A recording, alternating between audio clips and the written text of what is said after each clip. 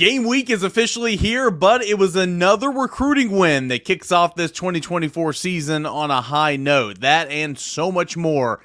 We made it, everybody. It's your Monday Locked On Vols.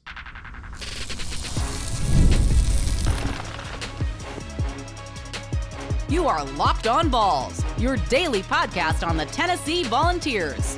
Part of the Locked On Podcast Network, your team every day. Hey, good Monday morning, everybody. Welcome into Locked On Vols. I am your host, Eric Kane, and this show is brought to you in part by Ultimate GM.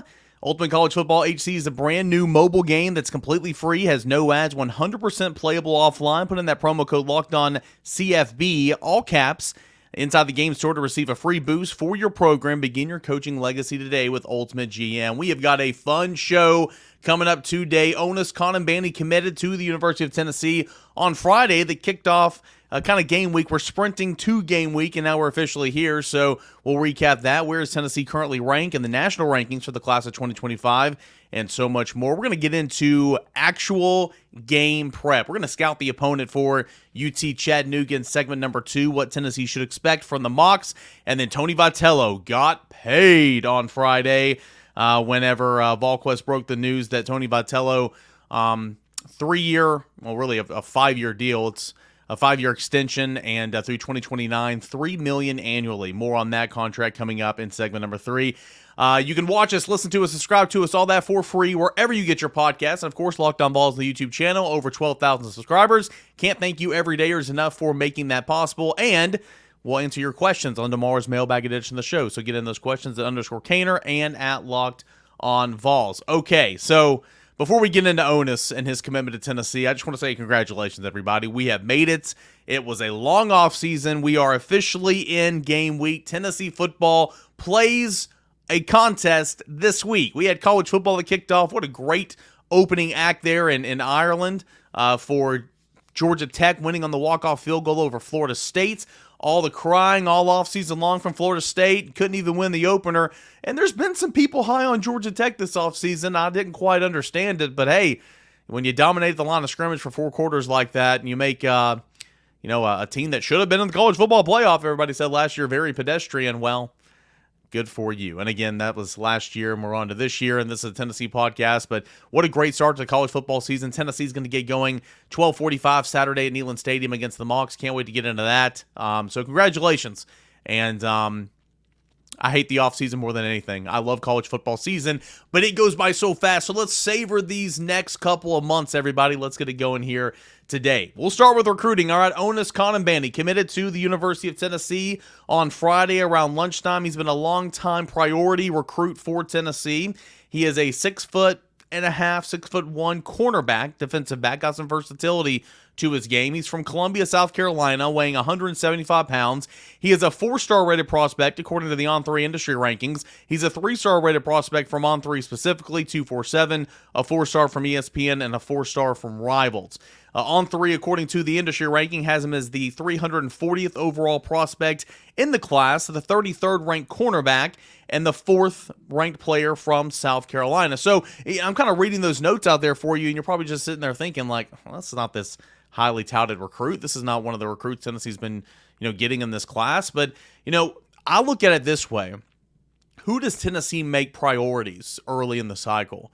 There's a couple. I mean, you go up and look up and down this the class for Tennessee, and sure, there's some highly rated prospects Tennessee's gotten committed, such as George McIntyre, David Sanders, Ethan Utley, Travis Smith. But there's also some guys who are not highly as ranked, but Tennessee put the clamps on, and Tennessee wanted to be a part of this class. Joakim Dotson comes to mind. Justin Baker early on comes to mind. Tyler Redmond comes to mind. And specifically, the defensive backfield, there might not be as highly rated, if you will. Shady Hayward's rated pretty high, but Tyler Redmond's only a 3-star prospect. Let's see here. Dylan Lewis is a 3-star rated prospect. Trey Petit's a 3-star rated prospect. But this coaching staff put a priority on these guys. They like these guys. They came in camp. They worked out.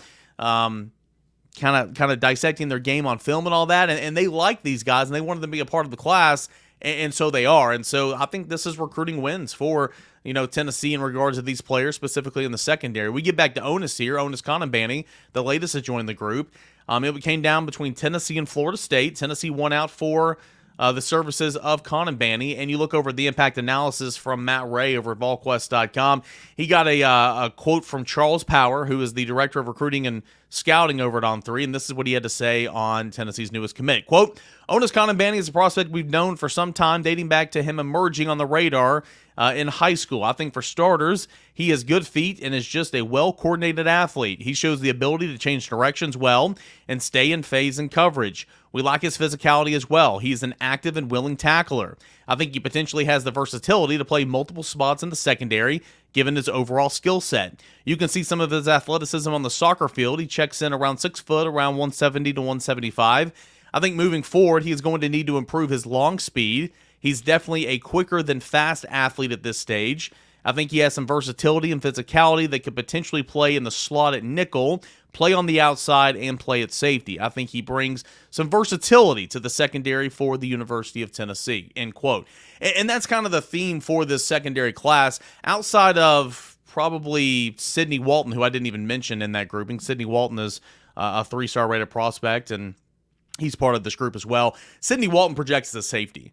But all these other guys, I think, can have, versatility to their games. They can play them out of corner, move into safety, or say, okay, your home base is safety, but you're going to cross-train with a star. And that's kind of what you want, right? You don't want to slow the development of anybody, but you want guys to be able to cross-train and do some different things in the defensive secondary for different packages, and or if there's injuries, to get the best 5 back there and not just your, okay, let's look at the depth chart.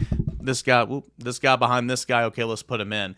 You kind of see that on the offensive line as well with a guy like Dane Davis. So I like this commit for Tennessee. Again, this is a guy that Tennessee's been in on for quite some time. We've known this name of Onis, for months now, and Tennessee proved to be the team last team standing, if you will, beat out Florida State.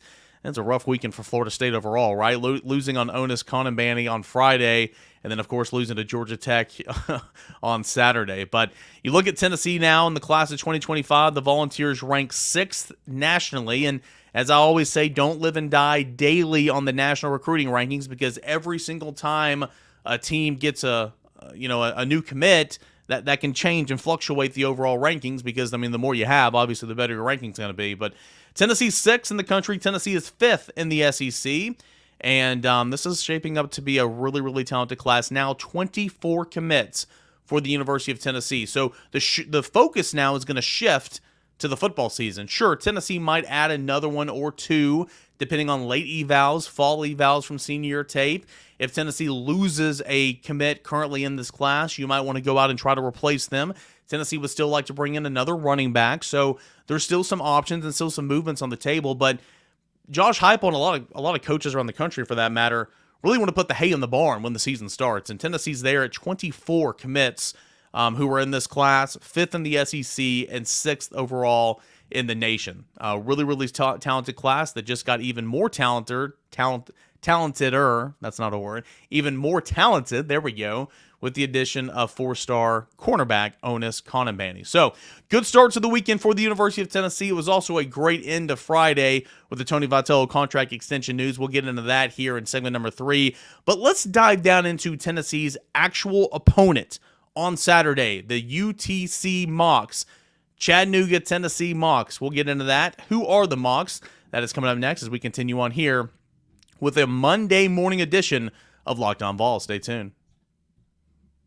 Hey, Locked On Vols fans, I want to take a moment to give you a heads up about a brand new mobile game that I think you're going to love as much as I do. That is the Ultimate College Football HC. It's an amazing game and simulation that gets you set up to put you in the shoes of a head coach to lead your college football program to glory. Can you imagine actually being the head coach of the University of Tennessee? From recruiting players to hiring staff to overseeing camps and scholarships, you control every crucial detail of your program. It's all in your hands. Can you take on that pressure? I don't know if I could, but I could try it over here at the Ultimate HC, or the Ultimate College Football HC video game. There's a thing I really, really love about the game. You're responsible for calling offensive plays during the games. Your strategy will not only determine the success of your football season, but it's going to shape the future and legacy of your program. It's completely free, no ads, 100% playable offline, so you can play it on flights, and you can play on the go as you want and when you want to. And of course, we've got a special offer for you right here on Locked On Vols. Use the promo code LOCKEDONCFB, all caps, inside the game store to receive a free boost to your program. Make sure to take advantage of this perk as it's going to get your team off to a strong start. Download the game, visit ultimate-cfb.com, ultimate-cfb.com, and look it up in the app stores. Ultimate College Football HC. Begin your coaching legacy today. Welcome back into your Monday edition of Locked On Vols. Make Locked On SEC, Locked On College Football your second and third listen. Guys do a great job getting you set for the conference games around the SEC and, of course, around the national landscape. That is Locked On SEC, Locked On College Football, wherever you get your podcasts, and, of course, on YouTube as well. Make that your second and your third listen.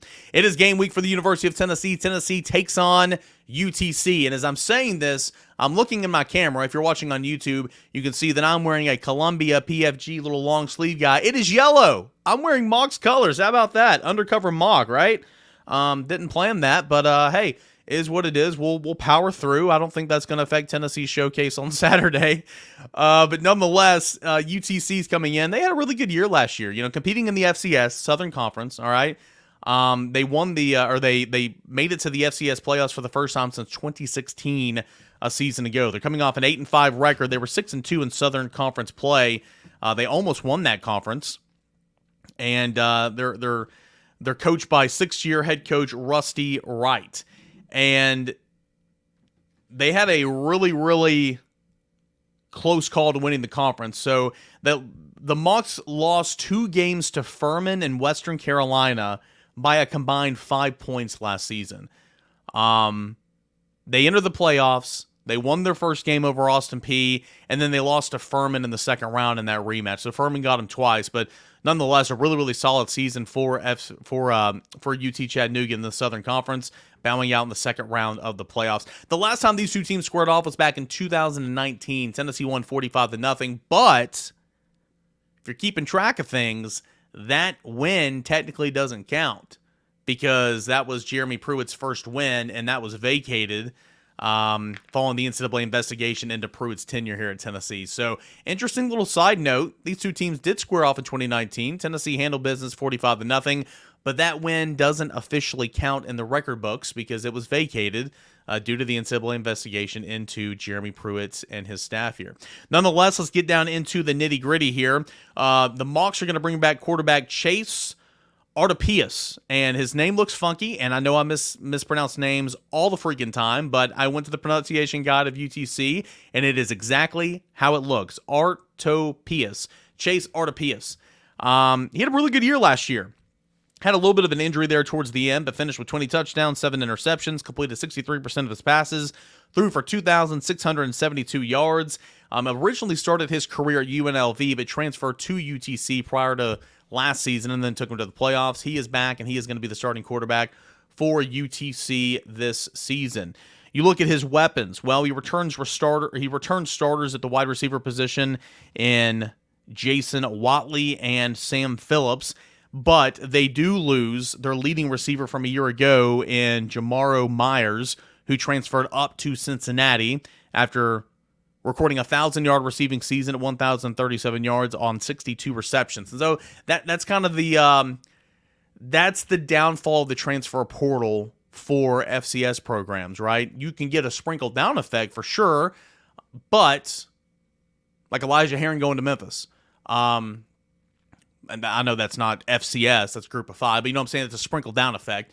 But also, if you got a baller, a lot of these teams can come poach that baller, right? And that's kind of what Cincinnati, in a sense, kind of did here with the leading receiver last year in Myers. So you bring back 2 wide receivers who started last year. That's good. You lose your leading wide receiver. They were a really good passing attack last year, second in the Southern Conference in passing a season ago. You look at tight end, not a whole lot of passing to the tight end last year, but they do bring back a 7th-year player in Jay Gibson at tight end. John Campbell, Tennessee's right tackle, is also a 7th-year collegiate player, so a little interesting there. But Jay Gibson, 7th-year player, comes back at tackle. At running back, you lost your 2 leading rushers, so your top 2 options out of the backfield a season ago are gone. You do return Reggie Davis, who had 327 yards on the season, and he had about 160 of those in the 2 playoff games, so he was getting more work towards the end of the season in the playoffs, ending the year on a high note, and he's going to be the lead back for the Mocs, at least on paper is what it looks like. On the offensive line, they do return 4 players with starting experience, and so it's going to be a good group up front, experienced group up front. They're led by center Reed Williams, who was an all-Southern Conference offensive lineman first team. So that's what it looks like up front. Offensive line only allowed 18 sacks a season ago. That's a really good stat. Let's see here. Averaged 139 yards on the ground, which was okay. It was fine, but it's not great. But only 3.8 yards per carry. Not a lot of explosiveness in the run game from a season ago. So let's flip over to the defensive side of the football. And the defense has made 3 new coaching hires on that side of the football alone. Most notably, linebackers coach, Mike Yeager has been promoted to defensive coordinator. So Mike Yeager, who was still on staff, gets a promotion to DC. They make a new head coach. They make a new defensive line coaching hire and a new secondary coaching hire, I believe. So that's of note entering the season for the Mocs. Up front, Marlon Taylor, a 2-time All-Southern Conference contributor. A season ago, he was 3rd on the team with 5 sacks and 8.5 TFLs. They do lose 2 All-Southern Conference defensive linemen up front in Jay Person and Ben Bruton. So those 2 guys are gone. Again, moving on. I believe at least one of those guys via the transfer portal, but they do move on. They do bring back Taylor, who's an All-Southern Conference, All-Conference performer. At linebacker, you bring back your leading tackler in Alex Mitchell, who had 78 stops a season ago. And then in the secondary, you lose a couple of holes, but you do bring back a safety in Jordan Waller. Can't even read my own writing. He's a 3-year starter, and he was 2nd on the team with 73 stops a season ago. So a pretty solid UTC bunch is returning, and I think they're going to make some headway in the Southern Conference this year for sure and try to go back and make it 2 straight appearances in the FCA playoffs, having made it for the first time since 2016 a season ago. So I think this is a solid ball club. I think it's a pretty good quarterback. It's got experience up front on the offensive line. It's got some experience in weaponry. You need to find some more weapons on offense. You do bring back a key piece at every level of the defense on the defensive line. Your leading tackler at linebacker and a 3-year starter on the back end. But again, it's kind of what it is. I know some of y'all make fun of me for saying it is what it is, but it's a payday. You know, Tennessee, they're going to come up here. They're going to make the short drive from Chattanooga up to Knoxville. 12:45, they're going to get their brains beat in and going to get a check and go home. That's kind of how these work typically. And I know in years past, sometimes it hasn't worked exactly like that. That's why you love college football, but it should work according to plan for the University of Tennessee on Saturday. So that's looking into the scout. And I think it's important to make note of here for UTC. A lot of these players on roster, man, they're from the state of Tennessee. They grew up Tennessee fans. It's like when Tennessee plays Austin Peay, a lot of these players grew up Tennessee fans. So coming to Neyland Stadium, it's really, really cool for them. I mean, they want to play well, and they'd love to have a win, but they'd love to show, hey, Tennessee, you didn't recruit me. I'm going to come over here and beat you. Doesn't usually happen that way, but it's a really cool experience for guys on this roster. I know there's some guys from the Knoxville area that are playing for UTC, so best of luck to them. And it's, of course, Tennessee staying in-house, if you will, in the system of the University of Tennessee, and kind of helping out a brother there, if you will. So, looking forward to Saturday.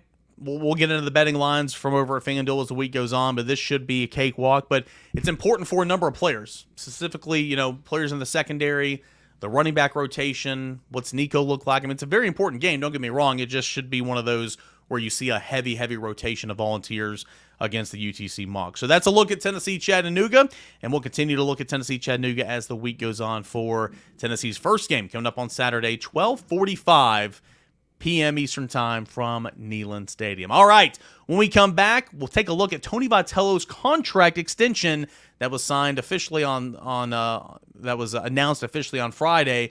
That is coming up next as we continue on here with the Monday edition of Locked On Vols.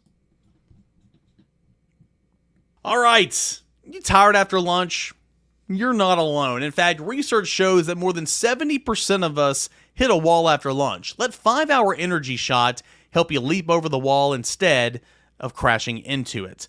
All right? And also, if it's before your workout, you want to get in shape but having trouble staying motivated, make 5-Hour Energy Shots part of your lifestyle. They get the energy boost that you need to get fit. We all know Sometimes you don't want to go to the gym, but take a 5-hour energy shot to give you the feeling of alertness so you can get to the gym and get to work. With zero sugar, a convenient portable size, it's the perfect pick-me-up for getting stuff done. The 5-hour energy website has flavors galore like watermelon, tropical burst, and grape, berry, and there's a flavor for everyone. You can try them all. On the site, you even have the option to build your own 12-pack or 24-pack. We call that a briefcase back in the day. You choose the flavors, and it's delivered right to your door. So, if you go to 5hourenergy.com, that is the number 5hourenergy.com. Get some 5-Hour Energy products today. You can use my promo code LOCKEDONCFB, LOCKEDONCFB, to receive 20% off your first order. This offer is only valid through September the 30th on one order and cannot be used with other promotions. The code is not good on subscription orders. That promo code is LOCKEDONCFB to receive 20% off your order. Go to 5-Hour Energy today and get ready to crush your goals.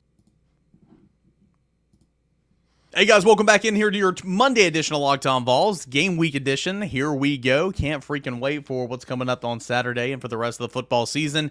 And no better place to get you set for game day, get you set for your work day, Tennessee football related as well, and right here on Locked On Vols, wherever you get your podcasts, 30 minutes every single weekday morning. All right, tomorrow's show is mailbag edition of the show, so get in your questions, your comments, fill up the YouTube comment section, or send them to me at _Caner and at Locked On Vols, and we will get you set and ready to go. All right, so it was announced around 4 o'clock-ish on Friday that the University of Tennessee has given Tony Vitello a contract extension. It was never a matter of if, it was just a matter of when. And when your agent is Jimmy Sexton, who is widely considered in the industry to be the best agent in the field, things are never going to be easy for, say, the University of Tennessee or whoever has employed his representative, if you know what I'm saying. So he's doing his job, and it took a long time just to finalize the nitty-gritty, but the bulk of the deal has been done for quite some time. To be completely honest with you, I mean, we've been prepared at VolQuest.com for like a month, right? I mean, we've been prepared and ready to roll. It's just the final details to make us say, okay, this is official. It wasn't announced until, late on Friday afternoon. But here's the basis of what Tony Vitello is getting on his new deal.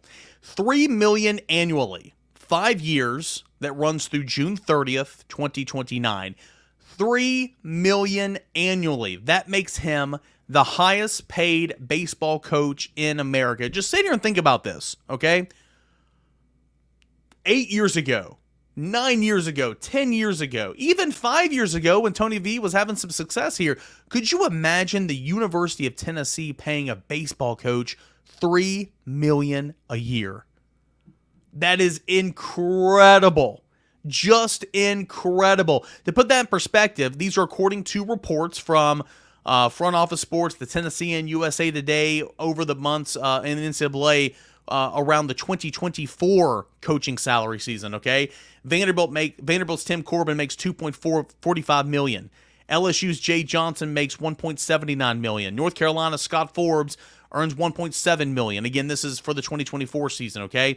Ole Miss skipper Mike Bianco makes a reported $1.62 million. These are all reported from those reports, right? That's good phrasing.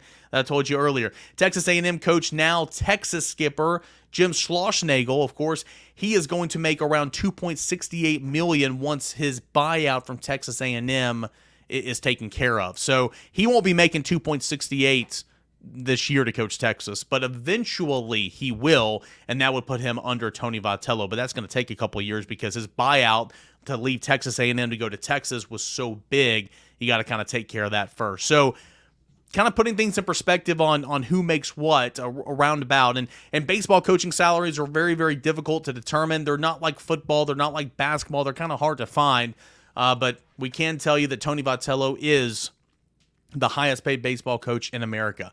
And he's earned it, man. I mean, good for him. He's, of course, won the national championship this past June, the first in program history for Tennessee, outlasting Texas A&M 6-5. Just had enough juice, just had enough gas left in the tank. Did Aaron Combs there in that ninth inning. It was the third trek to Omaha for the College World Series in 4 years for Vitello.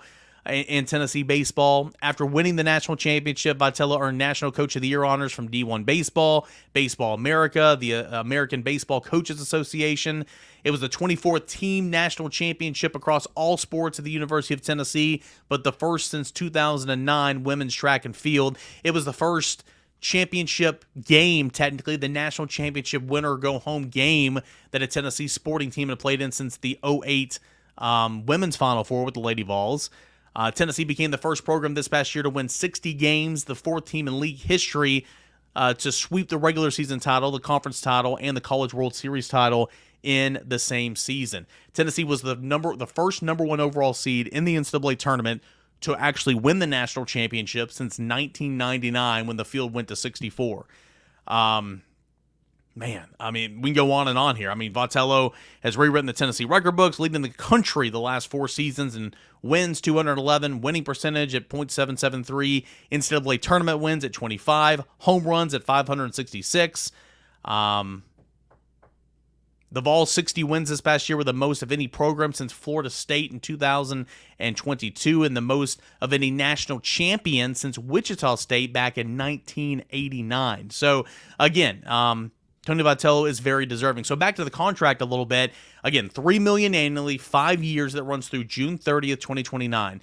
Vitello is going to receive some bonuses on the front end of this. So $250,000 signing bonus for the new contract. He's also receiving a $200,000 signing bonus that is retro for winning the 2024 national championship. That replaces the $140,000 that he was getting based on his previous contract. So Vitello's getting some bonuses up front, $3 million annually. This is an interesting one as well. Listen to this. If Vitello were to leave prior to the conclusion of his contract for another job, the separation pay would be cut in half if Danny White is no longer the athletics director at Tennessee. Meaning, say Tennessee moves on from Danny White. Say Danny White moves on from Tennessee or whatever, and there's a new AD here, and say 5 years, I'm not saying this will happen at all, but say in 4 or 5 years or whatever, or 3, whatever the case is through the duration of this contract between now and 2029, Vitello wants to leave and go to the majors, or wants to, I don't see this happening, but you know what I'm saying, wants to leave. Whatever and I'll tell you kind of what the separation pay breaks down to, whatever that total is, you cut it in half because Danny White's no longer here at Tennessee. I mean, that shows alignment, and that shows, man, everybody is so trusted an investment in Tennessee as a whole, from Randy Boyd to Dante Plowman to Danny White. I thought that was a pretty big statement. Let's go to that separation pay. If Vitello were relieved of his duties without cause, which means Tennessee just fires him, the university would owe him the full amount of the remaining contract. Jimmy Sexton works again, right? If Vitello were to leave, the separation payout breaks down like this. So if Vitello were to leave for another job before June 30th, 2025, he would have to owe Tennessee $4 million. Before this is the buyout essentially. Okay? Before June 30th, 2026, $3 million. Before June 30th, 2027, $2 million. Before June 30th, 2028, $800,000. Before June 30th, 2029, $400,000. And again, if all that were to happen and Danny White was not the athletics director at Tennessee, that number, depending on when it is, it cuts in half. So again, that's quite a testament to the leadership and the alignment at Tennessee. Here's how his bonus structure breaks down per his new agreement. Okay, this is important. So under his previous contract, Tony Vitello was getting $28,000 for making an NCAA regional appearance. Under his new contract, that goes up to $40,000. This is in bonuses. Tony Vitello was getting $42,000 in bonuses for hosting an NCAA regional. His new contract now, that would make it $60,000. Vitello was getting $56,000 in bonuses for winning the SEC regular season or tournament. That now bumps up to $80,000. Under his previous contract, Tony Vitello was getting $70,000 in bonuses for making an NCAA super regional. That now is $100,000. He goes from $84,000 in bonuses for hosting a super. That goes up to $120,000. Making a College World Series appearance, it was $98,000. Now it's $140,000. To make the College World Series finals, it was $112,000. Now it is $160,000. And to win the whole daggum thing, The College World Series champions, it was $140,000. Now it's $200,000. So that is the bonus structure for the University of Tennessee. And again, this last little line here is kind of reflective. It was $140 for winning the whole thing. Now it's $200, and that's one of the bonuses up front here on the top of this deal. The $200,000 bonus he's getting for signing this new deal is taking place of the $140,000 bonus he was set to win for winning the national championship in his previous contract. So again, this is a really, really, really great contract for Tony Vitello. Tennessee gets it done. Tennessee says, hey, we mean business in baseball. We have a $100 million renovation going into Lindsey Nelson Stadium, and that is only climbing right now because of all the issues that are going on with utilities in and around of Lindsey Nelson Stadium. They are investing $100 million plus in the renovations of Lindsey Nelson Stadium. They just made Tony Vitello the highest paid coach in the history of college baseball, and it's not reported or it's not mentioned in Tony Vitello's contract at all, but I've been told that the coaching salary pool, the assistant coach's salary pool, is going to be one of the healthiest, if not the healthiest in the nation to take care of guys like Josh Heupel or Frank Anderson, support staff and all that. So there's not a program in the country that is more invested in baseball right now than the University of Tennessee. Can you believe that? Can you believe that? I mean, go back 5 years ago, go back 10 years ago, go back 15 years ago. Could you imagine that Tennessee would be the most invested program in the country in college baseball? Well, believe it or not, it is right now. Congratulations to Tony Vitello. Congratulations to Tennessee fans. He is here to stay. It was never in doubt. Don't get me wrong. It was never in doubt, but he is here to stay for sure. Hey, on tomorrow's show, we'll answer your questions, your comments, your concerns on the mailbag edition of the show. So get in everything that you want to know at _Caner at Locked On Vols. Comment on the YouTube channel. You can send me some DMs on whatever social platform you can. I'll find them. I will do my best to answer your questions. If I don't get them to the time of the recording, I do apologize, but hopefully I'll get it to them at some point this week. And it's game week, guys. Congratulations. Let's have a great week, and let's kick off this football season the right way. This is Locked On Vols.